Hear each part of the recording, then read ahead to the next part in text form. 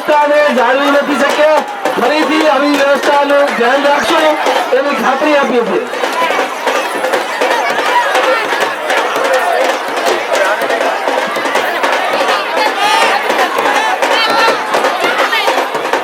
વ્યવસ્થા માટે કાર્યકર્તાઓ ગયા છે, પાણીની વ્યવસ્થા માટે કચ્છ કલ્યાણ સંઘમાંથી લઈ આવવા માટે ટૂંક સમયમાં આવશે.